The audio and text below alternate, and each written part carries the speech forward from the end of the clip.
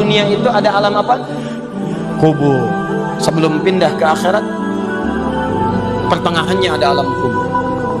Kalau orang sudah selesai di alam ini, maka Allah wafatkan. Kullu nafsin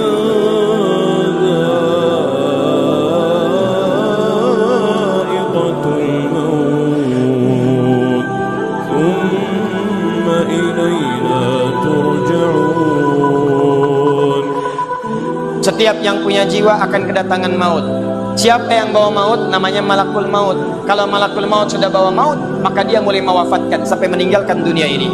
Apa dalilnya Ustaz? Quran surah 32 ayat yang ke-11, paling kanan sebelah bawah. Qul yatawaffakum malakul mautil ladzi wukkila bikum.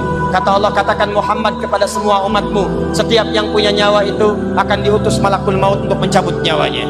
Datang maut, makanya orang yang belum meninggal, yang belum dicabut, namanya disebut oleh Al-Quran dengan nama mayitun nih, CM, calon meninggal. Kalau datang maut lewat malakul maut, maut ini mengambil nafas, begitu diambil, dicabut nyawanya, maka diwafatkan, ditinggalkan dunia ini. Maka orang mengatakan telah meninggal dunia. Artinya apa? Ditinggalkan dunianya. Karena alam kubur beda sifatnya dengan dunia, lain tempatnya, lain keadaannya, maka lain pula bekalnya. Jadi kalau Anda cuma mengumpulkan bekal dunia, maka semua bekal itu akan ditinggalkan saat di dunia.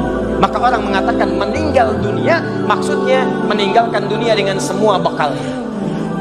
Jadi semua yang kita dapatkan di dunia, rumah yang luaskah, mobil yang mewahkah, pakaian yang glamourkah, kalau sudah meninggalkan semua alam dunia itu, maka hilanglah semua yang kita kenakan. Habis semua kita tinggalkan. Walaupun Anda koleksi yang bagus-bagus, tetap tidak akan pernah dibawa. Jangankan Anda, yang mengantarkan saja tidak akan menyertakan. Kita mesti sadar teman-teman sekalian. Pertama, kata Allah, kita akan wafat. Antum akan meninggal. Jadi antum kalau melihat di cermin tuh, ngaca dulu, ngaca, tunjuk wajah antum, wafat. Kamu akan wafat. Ketika Anda sadar Anda akan wafat, meninggalkan dunia ini, maka Anda mesti paham, udah punya bekal belum untuk pulang? Udah punya persiapan belum? Jangan-jangan Anda sibuk menyalakan rumah dunia Anda. Begitu padam listriknya, sibuk telepon PLN, telepon ini, telepon itu. Masuk ke alam kubur nggak ada cahaya, mau PLN mana yang dihubungi? Yang datang malaikat mungkar. Siapa Tuhan? Siapa nabimu? Apa kitab? Gelap, gelap, dan gelap. Karena itu orang-orang yang tidak siap dengan kehidupan berikutnya, maka mohon maaf, dia akan merasa ketakutan ketika meninggalkan dunia ini. Bahkan ada yang saking takutnya, malaikat langsung bergerak untuk memaksa dia cepat meninggalkan tubuh dunianya. Muncul Quran surah ke-8 ayat ke-50. Kata malaikat, kamu ini susah banget pulangnya, maka dipukulin oleh malaikat. Pukul, pukul, pukul, pukul. Teman-teman, karena alam kubur itu bekal yang bukan bekal dunia, maka Anda tidak akan pernah bisa membawa cahaya dunia ke alam kubur. Coba ayo kita berubah. Tolong pikir baik-baik, tidak akan ada yang abadi. Dan besok pun belum tentu hidup. Demi Allah saya katakan, Allah bisa mewafatkan kita pada hidup. Saya cuma mau tanya sebentar aja, renungkan. Tolong tanya pertanyaan saya ini, tanyakan pada diri Anda sebelum tidur. Kalau Allah wafatkan Anda pada malam ini, sudah siapkan Anda dengan bekal pulang Anda kepada Allah? Karena itu hukum mengatakan orang yang tidak punya bekal, maka dia tidak siap untuk mudik. Jadi kalau dunia saja punya sifat mudik, maka akhirat pun demikian. Orang-orang yang punya petanya cuma dunia saja, maka selesai hidupnya di sini.